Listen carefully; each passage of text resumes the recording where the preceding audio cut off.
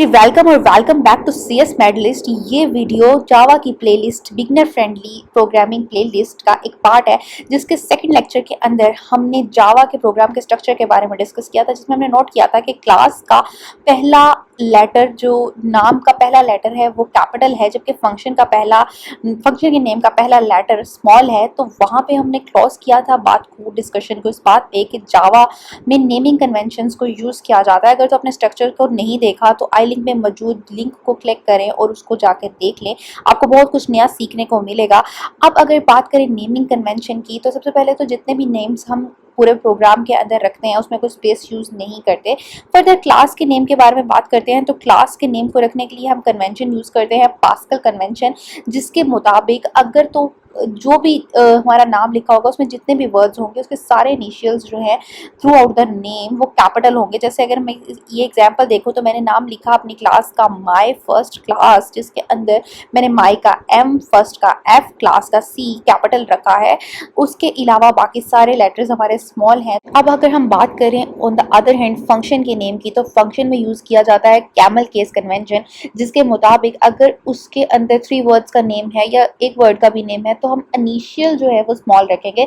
जैसे my first class की तरह अगर हम फंक्शन का नाम रखते हैं माय फर्स्ट फंक्शन, तो मैं इनिशियल जो पहले वर्ड का इनिशियल है वो स्मॉल रखूंगी, यानी माय का M रखूंगी स्मॉल, और बाकी नेम के अंदर पास्कल कन्वेंशन को ही फॉलो किया जाएगा, जिसके मुताबिक माय का M तो स्मॉल हो जाएगा लेकिन फर्स्ट का F और फंक्शन का F कैपिटल रहेगा और बाकी सारे वर्ड्स उसके स्मॉल रहेंगे। तो ये रहा हमारा नेमिंग कन्वेंशन। क्योंकि इस सीरीज में अभी तक हमने सिर्फ क्लासेस और फंक्शंस के बारे में डिस्कस किया सीरीज की सेकंड वीडियो में स्ट्रक्चर में, तो हमने सिर्फ नेमिंग कन्वेंशन में भी उन्हीं की बात की।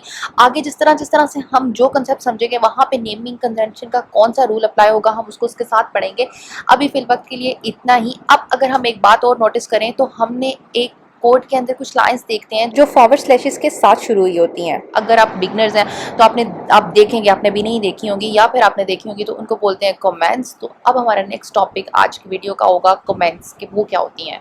अब कमेंट्स कोड का वो पार्ट होती हैं जो कि सिस्टम के लिए नहीं लिखी जाती, ह्यूमन के लिए लिखी जाती हैं, कि कोड को अंडरस्टैंड किया जा सके कि ये कोड किस काम आ रहा है। सपोज कि अगर आप अपना कोई कोड लिख रहे हैं तो आप चाहते हैं कि आप कुछ अर्से के बाद उसको दोबारा देखें, तो आपको वो कमेंट इस चीज़ में हेल्पफुल रहेगी कि ये स्पेसिफिक पार्ट आपने किस लिए लिखा है, या फिर सॉफ्टवेयर हाउसेस में या फिर कोई प्रोजेक्ट करने के लिए आप टीम में काम करते हैं तो आपका सोर्स कोड एक जगह से दूसरी जगह जाता है। तो ये कमेंट्स हेल्प करती हैं कि ये स्पेसिफिक पार्ट किस लिए है समझने में हेल्प करती हैं। जैसे कि अगर एक एग्जांपल लें, एक कैलकुलेटर की एप्लीकेशन बनाई, उसके अंदर फंक्शंस यूज़ हुए एडिशन का, सब्ट्रैक्शन का, मल्टीप्लिकेशन का, डिवीजन का, तो एडिशन के फंक्शन के आगे हमने एक कमेंट लिख दिया कि ये फंक्शन जो है वो एडिशन के लिए यूज़ किया गया है, उसके लिए लिखा गया है। ये कंपाइल टाइम पर कंपाइल नहीं होता और सिस्टम के पास ये कोड, ये स्पेसिफिक लाइन ऑफ कमेंट नहीं जाता। कमेंट्स की थोड़ी डिटेल में जाएँ तो एक होती है सिंगल लाइन कमेंट, एक होती है मल्टी लाइन कमेंट। अगर आपने एक छोटे से पार्ट को एक्सप्लेन करना है कि ये क्या है, तो आप सिंगल लाइन में डबल स्लैशेस के साथ अपने कमेंट लिख सकते हैं कि इस कोड का क्या काम है। Again code is for human, आप आम जुबान में उसमें वहाँ पे लिखेंगे कि आप क्या ये स्पेसिफिक पार्ट क्या कर रहा है। और अगर आपका कमेंट एक लाइन से ज़्यादा जा रहा है तो आप वहाँ पे यूज़ करेंगे multi line comment. Single line comment में डबल स्लैशेस से स्टार्ट होने वाली लाइन सिंगल लाइन कमेंट होती है। एंड के लिए आपने क्या करना है कि एक फॉरवर्ड स्लैश लगानी है, स्टैरिक लगाना है, उसके बाद अपना पैराग्राफ या डबल पैराग्राफ जितनी भी आपकी कमेंट है वो लिखें, एंड पे स्टैरिक एंड देन फिर फॉरवर्ड स्लैश लिखें। तो इस तरह से आप जावा में अपनी मल्टी लाइन कमेंट लिख सकते हैं। इसके बाद अगर हम इसको फर्दर डिस्क्राइब करें तो जावा प्रोग्रामिंग के अंदर एक्चुअली 2 टाइप की कमेंट्स होती हैं। एक कमेंट होती है इम्प्लीमेंटेशन कमेंट और दूसरी होती है डॉक्यूमेंट कमेंट। इम्प्लीमेंटेशन कमेंट्स यही जो मैंने अभी ऑलरेडी जिसका जिक्र कर दिया कि single line comments, multi line comments जो कि आप अपने कोड को एक्सप्लेन करने के लिए लिखते हैं, वो होती है इम्प्लीमेंटेशन कमेंट्स।